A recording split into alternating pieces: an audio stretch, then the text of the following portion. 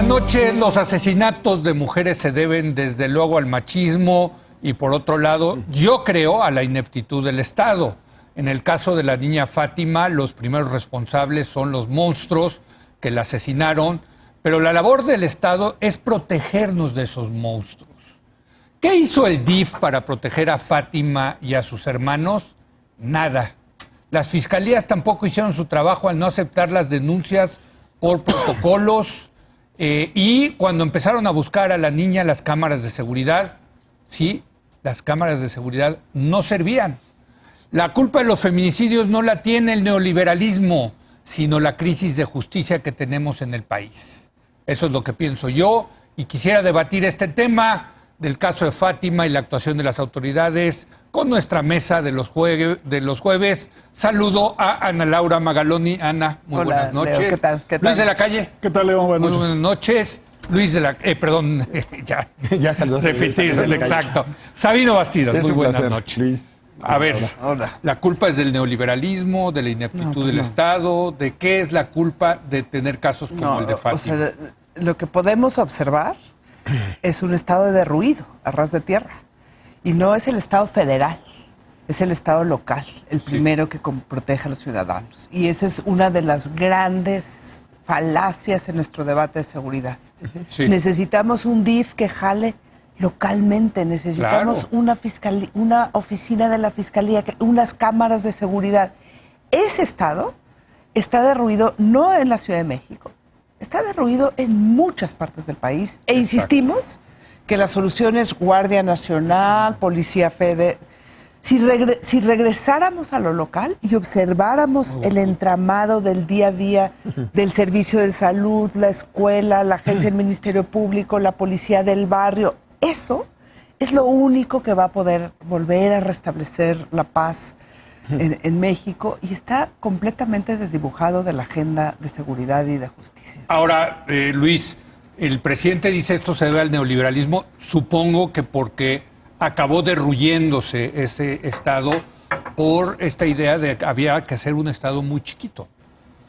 Lo dice porque es lo que siempre dice. Sí, total. Pero no tiene razón. Yo creo que una de las lecciones de estos episodios es que las mentiras a base de repetirlas acaban alcanzándote. Sí. Y es falso que, o sea, una ideología, llámese este neoliberalismo u otra, sean los culpables de estos hechos. O sea, lo que sucede en México es que tenemos una enorme impunidad porque tenemos un sistema de administración de justicia que no funciona. Y como bien dice Ana Laura, no funciona para empezar en el ámbito local. Aquí tenemos en dos delegaciones, Tláhuac y Xochimilco, que han sido gobernadas por gente muy cercana a López Obrador y a Claudia Sheinbaum durante 20 y tantos años. Entonces, o sea, quedarse en el primer sobre, que todo es culpa de los gobiernos pasados, pues es un balazo en el pie, en el sentido de que estos gobiernos son de gente muy cercana a Andrés Manuel López Obrador. Sí, la izquierda lleva gobernando en México desde el 97. Y sobre todo en esas delegaciones. Y el propio López Obrador. Sí. Entonces, es una tragedia. El gobierno obviamente no puede evitar todos los crímenes, pero aquí hubo fallas muy importantes que podían haberse prevenido y luego que podían haber facilitado la investigación. Entonces es muy importante que el gobierno también asuma esa responsabilidad y hacer una cosa así genérica de fue el neoliberalismo o fueron los gobiernos anteriores, pues le hace un flaco favor a resolver el asunto. El otro problema que tiene, creo, el presidente es que al querer él centralizar el poder totalmente y centralizar la atención en la mañanera, se convierte en un pararrayos y cuando él siente que hay un asunto que le está quitando a él rating, reacciona mal. Pero bueno, ahí el defecto es las mañaneras todos los días. Claro, porque esto no es un asunto que estrictamente le compete al presidente, le compete a las autoridades locales, como dice. Correcto, pero venimos de 6 años de una frase creada por gente muy cercana a Andrés Manuel de fue el Estado. Sí. Entonces, fue el Estado y el Estado es el presidente de la República, pues entonces fue el Estado, fue el presidente de la República que es el responsable de todo lo que sucede en el país. Y eso no es cierto. Aquí la responsabilidad de Andrés Manuel era ser empático, en primer lugar, y en segundo lugar, ayudar a crear las instituciones en el ámbito local, en el ámbito estatal y federal, que permitan tener una administración de justicia más sensata y una protección de los niños y las niñas más segura, ¿no? Esa es su responsabilidad. Pero tenemos un presidente al que solo le importan 25 cosas, las 25 prioridades de Andrés Manuel, y esta no es una de ellas. Claro. Entonces, por eso piensa que si nos distraemos de esos 25, les estamos quitando tiempo muy valioso para instaurar la cuarta transformación. Pero la cuarta transformación es inútil si no protege los derechos elementales de las personas. Sabino, yo recuerdo que cuando comenzó López Obrador, tú decías que te gustaba ese proyecto porque era recuperar la importancia del Estado. Y eso es precisamente lo que está haciendo omiso. La preocupación que tengo es que efectivamente el día de Fátima falló todo el Estado. Todo. Fallaron todas las instituciones del Estado. Nos reveló el tamaño de no tener Estado. Falló el DIF, falló la Procuraduría, falló el gobierno de la ciudad, falló el presidente en su empatía, en su comunicación, en su planteamiento, en un decálogo inopinado que necesitaba otro tipo de propuestas. Falló el secretario de Educación Pública. La niña estaba en custodia de una autoridad educativa local.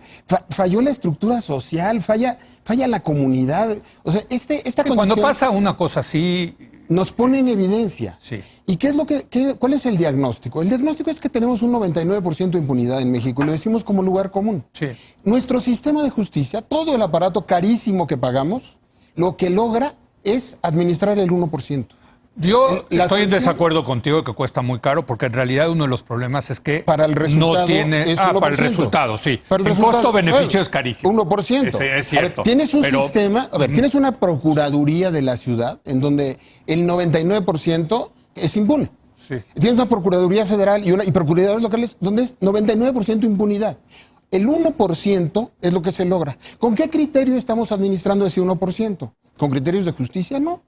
Se administra con criterios políticos, con presiones mediáticas, en coyunturas de este tipo. Veamos hoy en la mañana, la conferencia mañanera, en donde hay resultados, finalmente encuentran a los culpables, operan en coordinación, todos aparecen en la palestra cuando hay un caso de relevancia mediática. Pero no es sistémico. Es decir, el 99% de las niñas que pueden tener la misma situación de Fátima tendrán la misma suerte de impunidad de los otros casos. Cuando hay un foco social, cuando hay un foco mediático, cuando es políticamente relevante, cuando es mediáticamente relevante, cuando se mete un gobernador, surgen las capacidades focalizadas y hay resultados. Claro. Lo que nos está demostrando es que sí tenemos la comprensión de lo que hay que hacer, pero no lo tenemos extendido a una lógica de justicia. Bueno, pero por lo menos esos casos que son mediáticamente tan escandalosos, sí se resuelven. Pero imagínate que ni eso. Pero el criterio es político, el criterio es mediático, el criterio es de gobernabilidad, el criterio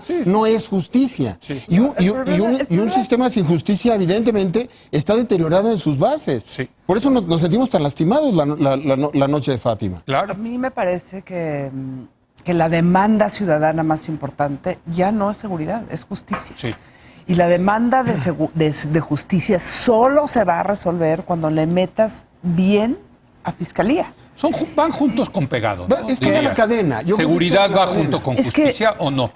A mí me gustaría enfocar justicia en el sentido de que lo que nos tiene donde estamos, es una tasa de impunidad inadmisible. Exacto. Con eso se ha dejado de trazar una línea en el país de lo que es francamente inadmisible.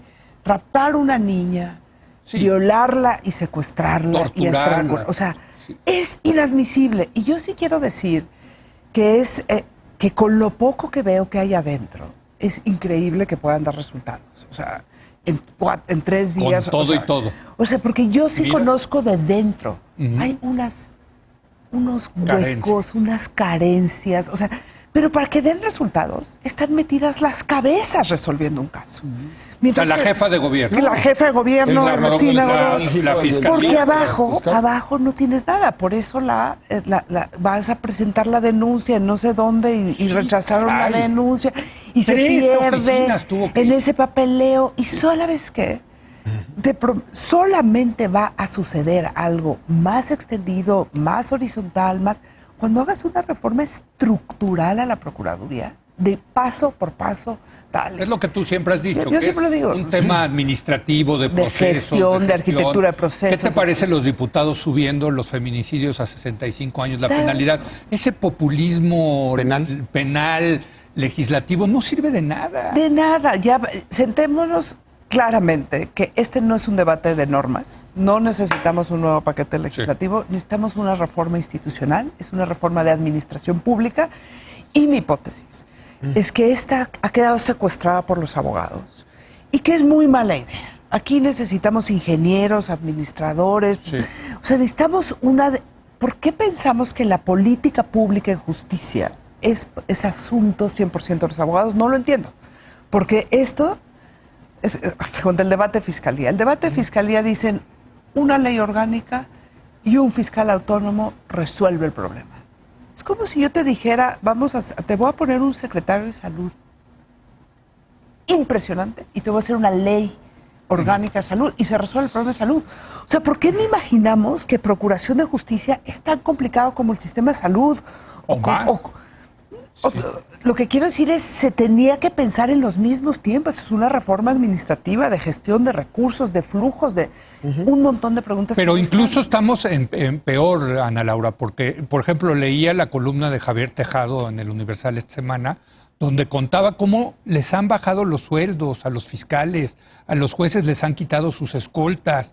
Pues como un juez que gana no sé cuánto dinero aquí en la Ciudad de México, pues no va a dejar libre al Lunares si se siente amenazado, si el Estado no lo protege a él. Bueno, yo tengo mi punto y aparte con el Poder Judicial de la Ciudad de México. Bueno, por eso. Sí, pero me parece un Poder Judicial que hay que limpiar de corrupción. Desde luego. Pero mi punto es que este gobierno tampoco ha ayudado a generar esas condiciones para la mejora institucional, sino al revés. Ha recortado los recursos, les ha metido presión a los fiscales, a los jueces. No sé cómo lo veas tú. No, 100% de acuerdo. Yo incluso creo que es peor, porque estamos viendo el renacimiento del tlatoanismo. O sea, esta idea de que cuando dice Sabino vamos a restaurar al Estado, aquí no vamos a restaurar al Estado, vamos a restaurar al Rey Sol. O sea, al presidente de la República que resuelve todos los problemas que tiene el país. Pues México es de una complejidad y un tamaño enorme. Que no se puede, eso no se puede. Entonces, si necesitamos la atención de la jefa de gobierno, del jefe de la policía, para resolver un caso que es menos del 1%, es inviable el sistema. O sea, mientras no tengamos gobiernos municipales que funcionen, delegación de autoridad. O sea, en México los funcionarios públicos de bajo nivel no tienen ninguna autoridad. Sí. O sea, tú ves, por ejemplo, en un camellón el agua que se bota a chorros, pasa una patrulla de policía y no se le ocurre al policía que él tendría facultades para o cerrar la llave o hablarle al responsable del agua a que la cierre. Entonces, nadie es responsable de nada. Y ahí se sigue tirando el agua. Y se sigue tirando el agua. Y eso sucede en todo lo que hacemos, porque en México las responsabilidades se delegan hacia arriba. O sea, en lugar de delegarse hacia abajo, se delegan hacia arriba, porque no hay una asunción. ¿Pero a qué se debe esto? A ver, eso es un buen tema. Bueno, ¿A qué se debe? Es parte del arreglo político y es parte también del sistema fiscal. A ver. Todos los recursos, el 93% de los recursos de un municipio vienen de la federación. Sí. O sea, el presidente municipal tiene cero incentivo para recaudar, para rendir cuentas. Él o ella tiene un incentivo para extender la mano y que le den su 93%. Entonces no hay rendición de cuentas. Pero ¿y ahora con la reelección no cambia eso? Va a empezar a cambiar. Pero no va a cambiar hasta que no tengas, digamos, un esquema que te permita tener gobiernos municipales viables. Por lo tanto, decir, oye, vamos a resolver el problema del crimen teniendo una Guardia Nacional y las playas las va a cuidar la Secretaría de Medio Ambiente de todo el país. O sea, ¿qué no se dan cuenta del tamaño que tiene México? O sea, ¿tú crees que con reuniones a las 6 de la mañana el presidente de la República puede resolver el problema de crimen en el país? Es inmanejable. O sea, necesitas gobiernos municipales, gobiernos estatales que funcionen y no van a funcionar hasta que no tengan suficientes recursos para hacerlo y una cercanía con la ciudadanía que permita la rendición de cuentas. O sea, si tú no puedes ir con... ¿Dónde está el alcalde de Tláhuac y de Xochimilco en todo esto? No, yo ¿Lo hemos visto en algún lado? No, pero es peor. O sea, la tía desesperada buscando a la niña, yendo de agencia en agencia de la fiscalía. Porque cuando vas a una fiscalía, la verdad es que te desincentivan para tú presentar tu queja. O sea, le imponías te tratan de torear. Le imponías 1% de lo que se presenta. Tendría que ir la autoridad a tu casa. En desaparición tendría que ir la autoridad a tu casa. Y tendría que decir, a ver qué pasó, dónde está. Debería de activarse inmediatamente. Pero eso no vas a tener protocolo búscula. En la medida en la que no tengas autoridades que funcionen en el ámbito local. Y no vamos a tener autoridades que funcionen en el ámbito local hasta que haya un sistema que permita que tengan suficientes recursos y que esos recursos vengan de la propia comunidad. Pero si hay un lugar donde... Me falta una variable, Luis. El Estado local ha sido capturado por los criminales, por el crimen organizado.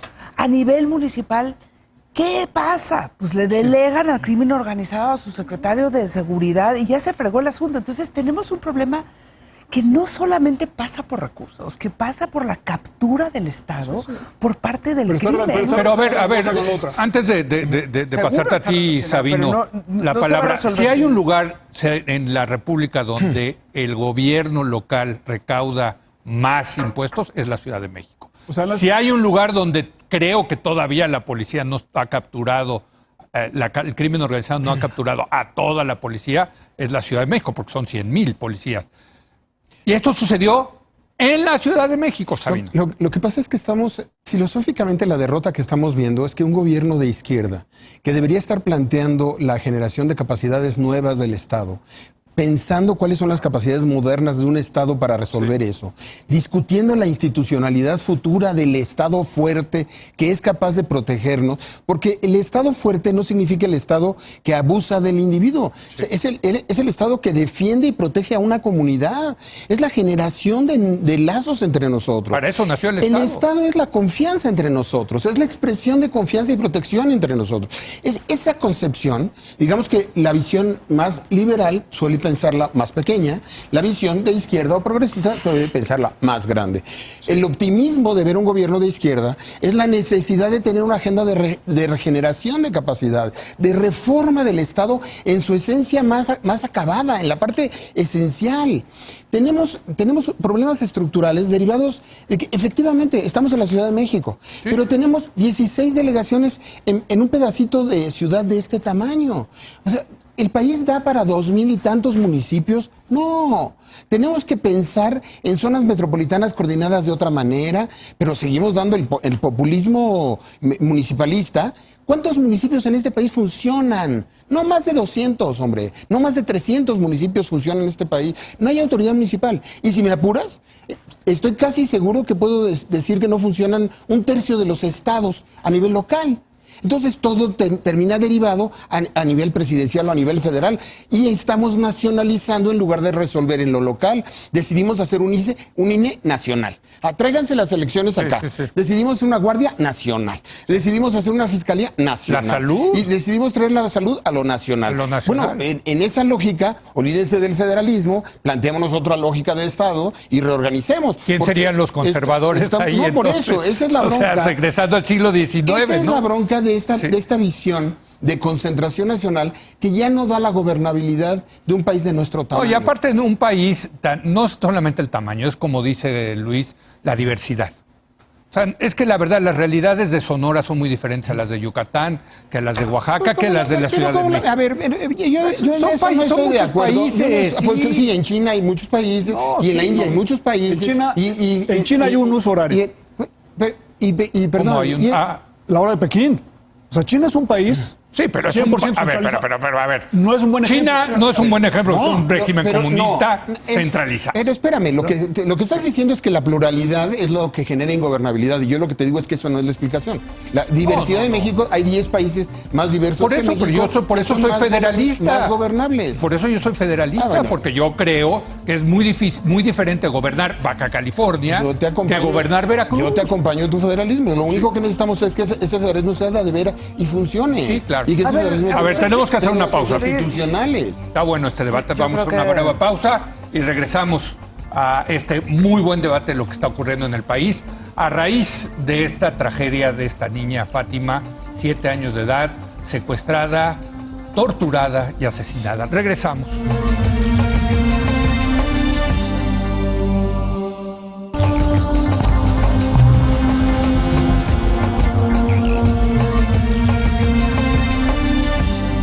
Durante la pausa me decía Ana Laura Magaloni que no solamente Fátima fue secuestrada, torturada y asesinada, sino que también violada. Son monstruos, pero esos monstruos existen en todos lados, hay que decirlo. Todas las sociedades generan por alguna razón, por crueldad, incivilidad, enfermedades mentales, esos monstruos. Es papel del Estado protegernos de esos monstruos. A ver, Leo, yo sí creo que lo que estamos observando en México, o sea, venimos de Ingrid antes de Fátima, y venimos de una bebé violada y muerta en Sonora, y venimos de, o sea, yo sí creo que un país se define. El crimen no se contiene solamente con castigo. El crimen se contiene, es como un pacto con valores, con claro. control social. Hay un cierto control social y hay momentos en que esos controles sociales se relajan. Y lo déjame contarte algo que a mí siempre me ha impresionado de sociedades muy seguras, Japón o Canadá. No ves un solo policía en las calles. Exacto, hay un control social. ¿Qué pasó? ¿No? En algún lugar se rompió el pacto de civilidad en México. Sí. Y la única forma de volver a establecer uno, me parece que es con centrarnos en la impunidad de los delitos graves y violentos. Tenemos que poder decir, esto no, nunca más. Me parece un éxito, perdón que lo diga, que en 72 horas tengan a los asesinatos de tal y tal. Dada las condiciones institucionales, es un gran éxito. Es la historia de la Procuración de Justicia, me perdona. Pero qué bueno. Es que bueno y qué malo por una razón. Sí, porque para que esas maquinarias funcionen, deben funcionar de manera automática, deben funcionar de manera sistémica. No por presión política. Pero funcionan con criterios políticos. Cuando un procurador se vuelve loco porque le va a costar la chamba, o cuando un secretario, un gobernador de un estado le va a costar la imagen pública, o cuando al presidente en ese momento se activa todo y resulta que sí tienen las capacidades. Pero el punto es no necesariamente. Yo no coincido contigo. El caso Colosio tiene una investigación del NABO. El caso de Ayotzinapa tiene una investigación del NABO. Esta fue una buena investigación. Espérate tantito, no hay intereses políticos. No hay una sentencia. Pero la historia no hay una sentencia, ni siquiera sabemos. No, pero van bien. Yo creo que van bien. Digo, vamos a ver si pasan de cohecho a asesinato. A ver, no se trata de juzgar a una sola fiscal. El sistema en el que está esta fiscal es del 99% de impunidad, igual que en todo el resto del país. Sí, eso ya lo compramos. Y es un éxito. No es un éxito derivado de que la señora, el día 11 que desapareció la niña, reaccionó y encontró a los malos. Tuvo que haber encontrado el cadáver y que la sociedad se volcara en contra y que las mujeres de este país se enojaran para que entonces encontráramos a los malos. Pero si no se hubiera volcado la sociedad, el 11 desapareció. Pero vamos, yo lo que creo es que no tiene resultado. Lo que quiere decir Ana Laura es que por lo menos en este caso vamos en el camino de castigar, de que no haya impunidad. A ver, escúchame. Sí. Lo único que estoy diciendo es que esa cosa que tú dices, que el sistema cuando tiene presión funciona, es falso. Hay casos de mucha presión. También eso es falso. Que el sistema no funciona. Y te pongo ejemplo Ayotzinapa y te pongo, o sea, que ahora funcione y que tengamos una explicación y que estén atrapados y que haga sentido la fotografía, eso tampoco es en los casos de presión mediática. No, bueno, yo recuerdo en lo de Colosio, el procurador general de la República, en la noche diciendo, ya sacando conclusiones. Perdóname, Ana Laura, eso lo he visto muchas veces. A ver, Luis. Y veo en lo local constantemente, y cada vez que en un estado le importa a la gente, se van y entonces los fiscales presentan a 3 personas, y en muchas ocasiones, un año después, año y medio después, termina que esas personas no eran, o eran inocentes, o el debido proceso. Puede ser. O sea, esta es historia. Decir que hay un éxito 24 horas después, y sobre todo con la irresponsabilidad entre la desaparición del día 11 y el día que aparece los malos, me parece que es darle demasiado crédito a algo que no lo tiene. A ver, Luis. Yo creo que sí lo tiene. El problema es que no tenemos instituciones. Claro. Ese es el problema. Creo que ahí coincidimos todos. Y las instituciones se requieren en todos los niveles, ¿no? Yo creo que el presidente tiene razón en un asunto que dice, pero confunde cuando hace saltos lógicos sobre la corrupción. O sea, la corrupción sí es parte importante del problema. En la medida que tengas tu corrupción, no vas a tener instituciones que funcionen. Entonces tenemos un sistema carcelario, un sistema de administración de justicia, ministerios públicos, jueces, policías, donde hay mucha corrupción. En ese ambiente de corrupción pues es muy difícil que logres tener una sociedad más segura. Entonces, la corrupción sí es un problema. El problema es cuando de ahí saltas y dices la corrupción es el neoliberalismo o es otra cosa, porque entonces ahí polarizas la sociedad, te distraes, O como haber dicho hace 15 años, es cuando la gente se quejaba de los secuestros, es que son pirurris. No, pues esto no es una cosa de pirurris o burgueses, sino de derechos humanos que tenemos absolutamente todos los mexicanos y que el gobierno tiene como principal responsabilidad asegurar. Entonces, mientras en la medida que el gobierno no pueda asegurar esos derechos, no está cumpliendo con su labor fundamental, que es exactamente esa. Y este caso desnuda eso. Pues yo me quedé con la duda porque tú decías es que el Poder Judicial de la Ciudad de México sí tiene problemas, creo que incluso graves de corrupción. Graves de corrupción. Pero yo me quedo con la idea, Ana Laura, de que también los fiscales no presentan bien sus casos y que los jueces dicen, pues oiga, vi lo de Lunares, que lo arrestaron supuestamente aquí, pero pues lo habían arrestado allá, y pues el juez tiene la obligación de decir esto no se cumple con el debido proceso, va para afuera. El caso de Abril, por ejemplo. El caso de Abril de reclasificar de intento de homicidio a violencia intrafamiliar sale libre. Pero ¿por qué no? Eso es corrupción. Pero ¿por qué no presenta bien los fiscales? ¿O no? ¿O me equivoco? Esa fue una reclasificación propia de los jueces. Sí. Y ahí decidieron reclasificar el delito con no sé qué y va para afuera y la mata. ¿Tú crees que el exdirector de Amazon en México no tiene dinero para encontrar la triangulación, para que le llegue dinero al juez y sacar por reclasificación? Claro que sí. El problema... El esposo. El ex esposo. O sea, sí. El problema es cómo se infiltra en el Poder Judicial los intereses económicos y en las fiscalías. Bueno, lo que tú has dicho que este es un mercado de impunidad. O sea, tú puedes hacer un expediente mal hecho a propósito, para que luego lo suelten. Bueno, entonces hay es corrupción del fiscal. Del fiscal y probablemente también de los jueces, ¿no? Hay dos corrupciones. Bueno, no todos, hay muchos jueces que seguramente hacen bien su trabajo y no queremos generalizar. Ministerios públicos también, pero que se requiere reformar eso, bueno, es una verdad de perogrullo. Y además México, que tienes que tener cuidado con decir siempre es error de los fiscales o siempre es error... No. A veces y a veces. Pero con el sistema oral no deberíamos de saberlo. No deberíamos poder verlo. Si las cámaras de televisión estuvieran en los juicios, entenderíamos mucho más qué está presentando el fiscal, no sé qué, pero las cámaras de televisión no están en los juicios. Podrían estar. Los medios de comunicación tendrían que ir a los juicios. ¿Puedes meter cámaras a veces sí, a veces no, unos te dejan, otros no, pero por lo menos puede haber reporteros. Aquí presentó, esta es la historia. Tenemos una mal periodismo judicial. Eso también es cierto, sin duda, Sabino. La verdad es que esto no debería ser un debate ideológico. Deberíamos tener la capacidad de conducir la conversación en una lógica de un acuerdo nacional.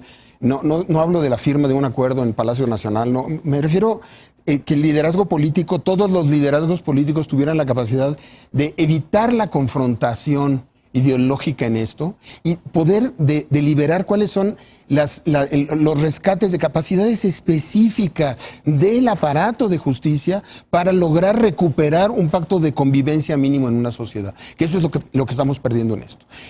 Si creo que un secretario de Educación Pública, después de que una niña sale de una escuela, debería de plantearse desde ayer haberse reunido con los grupos, plantear desde ayer cómo voy a entregar a una niña, a quién le voy a entregar a una niña en cada una de las escuelas públicas de esta ciudad y los criterios para que las entreguen en las escuelas privadas. Bueno, ya viste que los van a subir a patrullas y los van a llevar por eso, pero me parece pero me parece que esas son las agendas, la agenda del DIF. ¿Cómo es posible que el DIF tenía antecedentes y no actúa? O sea, la falta de coordinación entre nosotros en elementos básicos. Lo que dices de los delegados, a ver, ¿cuál es el rol del delegado en la protección de los niños? Y como comunidad, porque aunque los monstruos están en todos lados, algo se nos perdió en este país o algo se nos está perdiendo en el país en términos de convivencia, que sí que hay que plantear. Todo el mundo desdeña desde una visión el presidente cuando habla de la reconstrucción de valores, y creo que el presidente hace muy mal en ponerlo solamente en un tema de una explicación en el púlpito de la mañanera. Pero yo creo que sí tiene un punto el presidente en cuanto a que tenemos que plantearnos qué estamos haciendo como sociedad en términos de valores públicos. ¿Qué es lo que está generando que esos chicos que mataron a esta niña piensen de esa manera? ¿Qué pasa con esos jóvenes? Son unos monstruos, pero ¿qué pasó? A ver, hagamos una autopsia de los asesinos. Hagamos una autopsia de los Me recuerda, no sé si han visto esta serie Mindhunters en Netflix, de un agente del FBI que se le ocurre entrevistar a los asesinos seriales para entender ¿De qué van? de qué van los asesinos seriales, ¿no? Y a eso acaba siendo el departamento más importante hoy que tiene el FBI, es eso, para que hacen el famoso profiling, o sea, los perfiles Pues de los asesinos tratemos de seriales. entender cuál es la unidad familiar en la que estaba esa niña, qué entorno tenía. Yo creo que los medios de comunicación, más allá de que nos presenten a dos personas con ojitos tapados que a lo mejor terminan en libertad en un tiempo, lo que deberíamos tener en el track es entendamos qué pasó en esa comunidad. Hagamos un reportaje de qué está sucediendo en esa comunidad, qué pasó con esa niña, dónde vivía, por qué sale una fiscal a decir, es que el entorno estaban de deficientes mentales. A ver, ¿por qué sé yo eso? Sí, eso, A ver, eso yo no tengo por qué saber, contraviene. yo no tengo por qué saber que las condiciones de salud de una familia, en este caso, pero sí tengo que saber qué es lo que a esa niña le faltó para hoy estar con vida. Bueno, aquí decíamos el martes que también esto tiene que ver con la modernización del país, que ha trastocado los valores tradicionales que se tenían, ¿no? Ese es el diagnóstico que hay que hacer. Ese es el diagnóstico que hay que hacer. Bueno, una No última solamente es ronda de institucional. conclusiones, hijo, vaya tema. Sí, Ana Laura. yo sí repetiría, la reforma es local, es una reforma administrativa, no es una reforma legal. Se requieren recursos, se requiere estrategia, se requieren liderazgos que no estoy viendo en el país. Siento que seguimos debatiendo una agenda de justicia inexistente, o sea, como desde Te puedo las hacer una normas, pregunta, desde- ¿por qué esto no ocurre en Yucatán? Yucatán, que es como Bueno, hay que ha habido casos el sonadísimos. paraíso, no, pero es como el familiares. paraíso de la seguridad, ¿no? Mira, yo creo que Yucatán, primero que nada, es la sociedad. Sí, Está o sea, mucho sí más, tiene- tiene una parte mucho más organizada, mucho más compacta, mucho más. Y la segunda cosa, fíjate qué interesante, Yucatán tiene buenas policías. Tradicionalmente, ¿va? Tradicionalmente. Sí, sí. Y No, otra cosa que tiene Yucatán interesante en términos de diseño, la policía de investigación está en la policía, como debería de estar en el diseño institucional, No en la fiscalía. no en la fiscalía. Y la continuidad del jefe Y eso, policíaco, ¿no? esa es una de las... O sea, la policía tiene tránsito ministerial, o sea, tiene... O sea, pasa lo que debería de pasar en México, que quien cacha es la policía de investigación, porque ahí Sí. está la policía Sí. de la calle y los detectives y forman un solo cuerpo. Entonces, creo que tienen una buena policía, tienen una mucho mejor fiscalía y tienen una sociedad mucho más homogénea, menos... Yo mencionaba el caso de Yucatán para decir que hay lugares donde se funciona Pero mejor. nunca se puso mal Yucatán. Nunca se puso mal. Nosotros vivimos de un México que se vivía muy bien a un México que se ha ido deteriorando. Sin fiscalías se vivía muy bien en México. ¿Qué pasó, digamos? O sea, Sin fiscalías. Bueno, yo no creo que se viviera bien antes, ¿no? En México ha habido abusos a las mujeres Eso sí. no, en los años 60, históricamente, ¿no? había orden. Había orden. Había una percepción falsa de orden. O sea, el número de Había homicidios. un orden muy autoritario, Pero- tipo China. Pero, creo. pero eso no, Yo jugaba en la eso playa. no funcionó ni siquiera ni siquiera funcionó en esa época. La tasa de homicidios en los 60 era más alta que hoy. Pero era en Pero el campo. jugábamos en las Pero era en calles, el como campo. dice- Luis, la tasa de homicidios era en el campo, no en las ciudades. O sea, Tú quieras, pero era No, más alta que eran hoy. pleitos de tierra. Sí, pleitos familiares y de tierras. Pero y en la cosas. ciudad se vivía, Pero había no era más crimen calidad de vida. organizado ni descuartizado. Yo tengo mis dudas sobre eso, ¿no? O sea, había mucha impunidad en esa época, a pesar de tener un régimen. Sí, sí. O sea, la centralización del poder y volver al régimen priista antiguo No. para instalar eso el ya Estado de sí. Derecho, Eso no funciona. No. Y, o sea, tener nostalgia no. por esos años creo que es un error. Pero no es una buena lección. Lo que para- quiero decir es que pasamos de una cosa a otra. Oye, es otro país, es mucho más complejo. Esas bueno, soluciones ya no funcionan. correcto, es mucho más Esto complejo. se deterioró, digamos. Sí, sí, Así sí. es, sí, así es. Y entonces se requiere hacer un esfuerzo. Y hoy hay menos tolerancia también, creo que es una cosa positiva. O sea, hoy nos escandalizamos, a pesar de que es todos los días, hay una demanda social para que haya menos estas cosas. Entonces hay que crear las instituciones, y estoy 100% de acuerdo con Ana Laura, sobre todo en el ámbito local. Sí. No pensar que el presidente de la República puede resolver estos problemas porque no es factible. No es factible. No es No, factible. no es factible. Sabino, un último. Yo creo que no es momento de abstracciones y generalidades, yo creo que es momento de políticas públicas, de decisiones concretas, yo creo que es momento de capacidades concretas del Estado y donde la izquierda debe tener una ventaja también en el tema, el discurso de mujeres. Me parece que es lamentable que la izquierda haya perdido esa vanguardia y creo que hay que llamar la atención y a la reflexión a las personas que están en el gobierno de la ciudad, en el gobierno nacional, de que la ruta no va a ser con liderazgos personales. Que la ruta de la izquierda moderna y de los estados modernos es replantearnos el Estado y son capacidades concretas del Estado y funciones concretas del Estado. Hay que discutir el Estado que necesitamos para reaccionar frente a ese neoliberalismo que pensó que el Estado chiquito era suficiente y hoy no tiene la capacidad de cuidar a los mexicanos y no tuvo la capacidad de cuidar a Fátima, que me parece que nos tuvo a todos en una condición de tristeza muy grande y que hay que ser muy empático con ese sentimiento. Ah, bueno, pues ¿qué les puedo decir? Yo creo que este caso de Fátima llegó a todos nuestros hogares. Hemos tenido que explicárselo a los chavos. O sea, todo el mundo lo ha escuchado. Ha sido difícil, ¿eh? Ha sido muy, muy difícil. Han sido días tristes para México. Tristes para México. Claro. Hay que hacernos cargo de esa tristeza. Así es. Bueno, por lo menos hay esa tristeza, ¿no? O sea, seguimos. Porque ya que no hubiera eso y que, ¿no? Dijera uno se acostumbrar a ese tipo de violencia. ¿Sabes qué me impresiona de Fátima? La ayuda de la comunidad para resolver. Sí. Eso quiere decir que eso es nuevo. Hay materia prima. Que la gente fuera a declarar, que le dijera, que no sé qué, están conmovidos frente al caso. Y no se hubiera resuelto sin la colaboración. Bueno, yo tengo que decir la tía, ¿no? El personaje de la tía. Pero en la comunidad, era, cuando estaban escondidos, fue la gente del municipio del Estado de México que dio el pitazo. Claro. Aquí están. O sea, no, pues sí.